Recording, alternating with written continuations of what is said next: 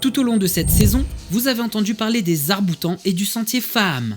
Derrière ces projets se trouve le GAL Grand Sud, un acteur engagé qui œuvre chaque jour pour préserver, transmettre et valoriser le patrimoine ainsi que l'identité réunionnaise. Partons maintenant à la découverte de celles et ceux qui font vivre cette belle aventure. Donc Amine Vali, directeur du GAL Grand Sud, un groupe d'action locale, donc chargé de mettre en place le programme LEADER, qui est un programme européen. Nous, dans le GAL Grand Sud, on finance des projets qui sont situés dans les hauts des 10 communes du Sud. Et dès 2020, on a imaginé un concept qui relie les 10 communes des Hauts. Un sentier qu'on a appelé un sentier Faham, c'est d'imaginer cette liaison depuis les Avirons jusqu'à Saint-Philippe pour que les 10 communes se touchent à travers un itinéraire, un sentier.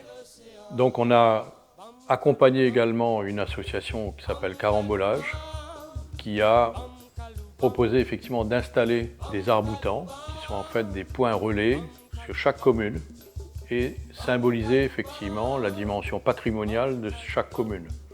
Donc chaque arc-boutant va avoir sa propre programmation, je dirais, en termes de QR code et d'animation. Et donc on a accompagné cette association pour qu'elle puisse installer 10 arcs-boutants sur les hauts du Grand Sud.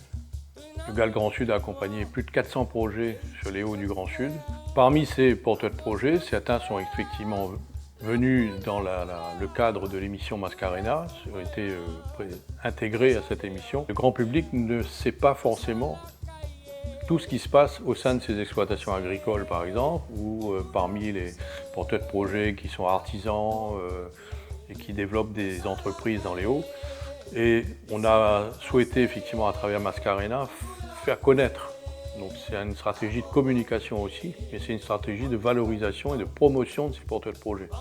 Aujourd'hui, les porteurs de projets sont en grande difficulté, notamment lorsqu'il s'agit de monter des dossiers. Donc là, on les accompagne au mieux, mais avec une petite équipe comme on a, de 9 à 10 personnes, on fait effectivement aujourd'hui un travail considérable.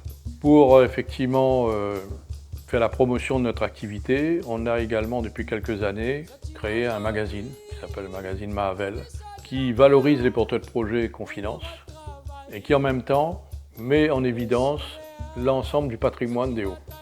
L'autre mot-clé aussi qu'on intègre dans ce magazine et dans notre action, c'est le maintien de la mémoire. À chaque fois, c'est de rappeler qui on est, d'où on vient et surtout qu'est-ce qu'il faut faire pour la préserver. C'est-à-dire que vous avez un fil rouge à travers ces 400 projets, c'est qu'on cherche à développer, à maintenir notre identité réunionnaise.